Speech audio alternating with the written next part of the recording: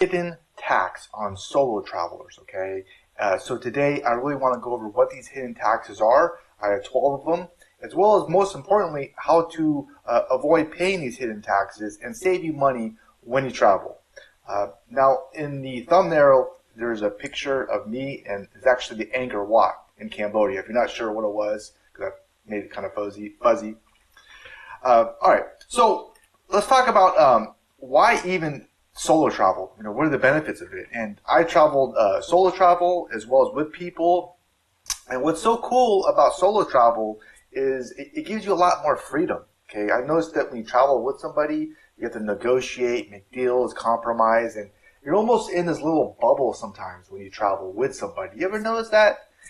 And when you travel solo, you're really outside your comfort zone, especially if you're at a country where you don't know the language. It really forces you to get out of your shell and meet new people, and that's part of really the charm of traveling is some of the crazy people you meet and the stories and experiences that you have. For personal growth, too, is that you could get a lot of self-esteem and confidence. You know, it's like, and you get lost. I've solo traveled through India and Europe, as well as Southeast Asia, and yeah, I got lost many times in Europe. All over Europe, I tripped around. But anyways, so what are the solo taxes and how to avoid those? Well, some travel prices are based on double occupancy, meaning for two people. And this is mostly for cruise lines, but also for hotels as well. And because they kind of they kind of price in two people, and in order to make up for this loss, sometimes they charge 25 to 100% more for solo travelers in the cruise lines and hotels. It's something to be aware of. It is, and you can avoid this by solo first tour companies. Like I have some examples here on this post. And hostels are also amazing, and I've done hostels all over the place. And some modern hostels, they actually offer very high-end single private rooms, which are very inexpensive. So I highly encourage you to check that out. And also, you could stay in a dorm. And I love dorms because you meet people. You know, what I do recommend for dorms, though, it's very important, is have earplugs like this, so you can fall asleep because some people snore. But you meet some great people. Okay. And for cruise lines, however, some do offer studio. They're designed and priced specifically for one person. So that's something to be on the lookout for. And I actually linked to a blog here that has a whole bunch of resources on solo travelers on how to save money. And I'll put the link to this resource in the description as well as the first comment so you can find it very easy. And there's a whole bunch of really cool stuff in here. Okay. Next up is taxis. This is one area where if you travel with somebody, you could definitely save some money, as well as airports, transfers. So how to avoid this is use there's apps that you can use, and shuttle buses, which I have used at airports.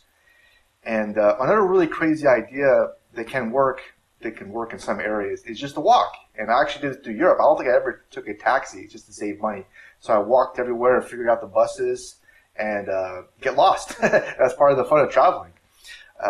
This here is actually a train. I believe he's in India. And I got a funny story because I went all over northern India, right? And I went through, I flew into, not Mumbai, but Delhi, and east all the way to Calcutta, the trains were great, but then west through like the desert, Rajasthan, and all these other crazy places, I had to get a taxi. But one time I was in Calcutta, and I was tripping around, and it was rush hour, so everyone came, and I was like, well, squeezed to death. There's so many people came on that train in Calcutta, and there's a lot of they actually have beef in Calcutta because of the Christian influence. That's where Mother Teresa was. But yeah. And so that's one way you could save some cash. Next up is eating. In some countries, dining portions are meant for some people. So how to avoid this is eating at street food stalls. They're very more inexpensive. I've done this so much all over the place. And another great idea to save money is to go to grocery stores and pick up some items. That can save you a ton of money. And also, if you do solo travel, it forces you to actually ask somebody at your hostel or hotel to go out to dinner with you, or on a tour, or a museum, and then you meet them. So it really is a great way to meet new people and learn from them as well. So that's a really cool thing. Okay. Next up is, if you feel unsafe, then you're more likely to pay anything to move. And I noticed this myself when I actually booked a hostel in Berlin. It was like this really sketchy area where everywhere I went, people were offering me drugs. It was just a rundown area. The hostel just sucked too. It was really just ghetto as heck. But one way you can avoid this is to do some research, and you could go on Google Street View to view the area before you book, and you can look at everything. That way you avoid emergency rebooking fees and stuff like that, because if you feel unsafe, then you might want to spend a little bit more money to bounce, and stuff like that. All right, next up is tours. Yeah, a lot of tours require a 2-person minimum, and if you travel with somebody, it might be easier to find these tours and sign up for them as well. And this is why hostels are so great, because there you can sign up and a group is automatically formed. And I'll give you another tip too. In Europe, Rick Steve, I put a link to his, he actually has free walking tours all over Europe, and he explains everything to you, and it's so, you can save a ton of money on that. So I highly recommend them. I did a ton of them all over Europe. There's also apps like GPS My City where you can do tours in other places as well. And museums, sometimes they have audio tours that you have to pay for, but I thought they were really, really good. And they just helped a lot, just to dummy-proof everything for myself, to explain how things, it just helps the whole experience too. And you have any idea where this is? Any guesses? This is the Louvre in Paris, France. This is that pyramid, and then down below, there's like a little tiny pyramid, boom, comes through there. I actually paid for a tour on that one. But some of the audio tours are really good. And yeah, it forces you to kind of interact with other people to get a group formed if you want to really do a tour, depending on where you travel to. Okay. Next up is laundry, and yeah, I mean, hostels, they charge charge per load, not per item. This is one area where traveling with somebody is just an advantage. It really is. It could save you money. Another really cool idea is to wash clothes in your sink, or even your water bladder,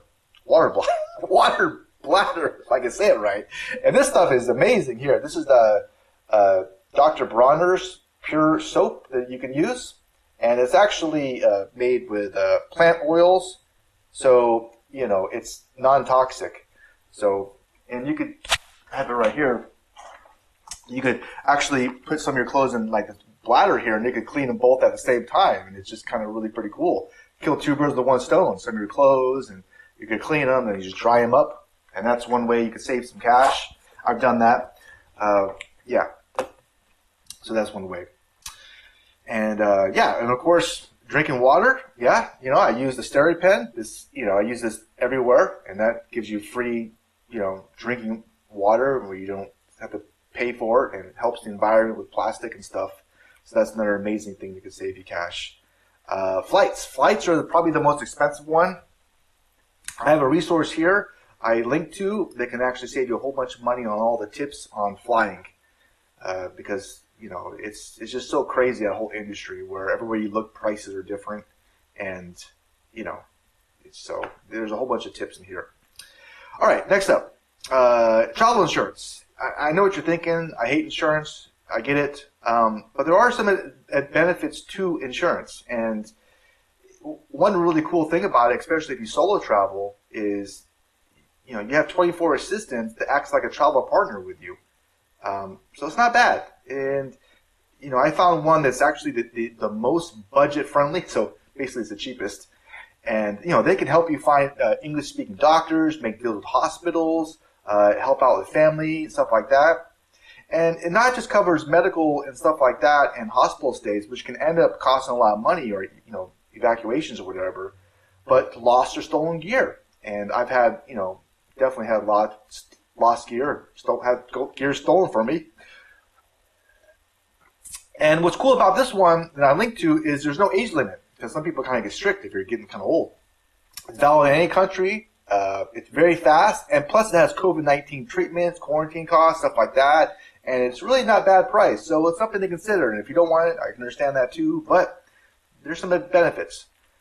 And of course, ATM fees. Yes, one way to avoid this, the gold standard is Charles Schwab. You get a checkings account. You can use any ATM around the world, and there is, how am I going to say this? There's no fees, okay? So if they do charge a fee, Charles Schwab will reimburse you. So you can use ATMs everywhere. And I have a link here where I can actually get you some cash, or if you deposit some money, but you got to deposit a lot, you get like an extra, like $100 or something like that, or even up to $1,000 they give you. But for the $1,000, you have to deposit a whole bunch. Okay. Oh, lastly, yeah, you want to stay clear of ATMs and airports, hotel lobbies, 7-Elevens, because those, the worst exchange rates. And if they ask you to pay in the local currency, that's the best choice, because if they have to convert that puppy, to dollars or whatever, you're going to pay a lot. Oh, before I forget too, and if you like this video, and if you got something for it so far, then please hit the like button or subscribe button. It really means a lot to me too, or consider doing that. And next up is Wi-Fi. Yeah, I mean, if you're in hotels, hostels, or cafe, it's not a bad idea to look into a VPN. VPN, definitely a virtual private network. It has some benefits.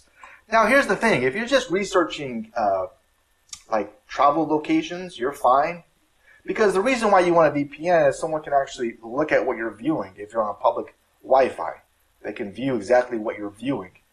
And if you're doing sensitive information like banking or anything sensitive, it's kind of like a risk, it's not too sure. I have one that's very dirt cheap, so it's not badly priced at all. So it's something to consider, or just, not use the internet too, I guess. But there's also other benefits of a VPN too, is if you want to, say, download some books or audiobooks or something like that, or, it's not a bad thing to do as well. And, oh yeah, there's also a gold standard I linked to, which is way, way, way faster. Okay, but I put that there for you. And lastly is baggage fees. This is why I recommend this one right here, this little backpack. I put a link to it here because it's the biggest backpack that's right at the fence of the carry-on limit for airlines, so you don't pay more money. Pretty cool, huh? So that way you can save a bunch of money. And it's large enough to carry everything, and if you need more room, then maybe you're just bringing too much stuff. So there you go. All right, so I give you a whole bunch of resources in here, and again, I'll put the link down below as well as in the description. I hope this was helpful. You might be wondering, well, that sounds great, Kevin, but how do you fund these travels? I mean, as I'm making this video, the economy is not doing good with gas prices and stuff. And one thing that helps me is affiliate marketing, and I think it's so amazing. What's so cool about affiliate marketing is you can do it anywhere. You can do it any time around your schedule. You can have a ton of fun in nearly any niche, and you can make some extra cash. So that's one way, and I have a whole system and cheat sheets that I'm going to give to you for free if you want, and I'll put the link somewhere up here as well as down in the description. Put a video to it, and you could check it out. And if that's not your thing, there's lots of ways to make some extra cash. Even some work from home jobs as well. And I've done some of those, and some of those are a lot of fun too. So anyways, I'm rambling. But anyways, I hope this video was great to you and helpful, and you have a blessed, wonderful rest of your day. Take care. Bye.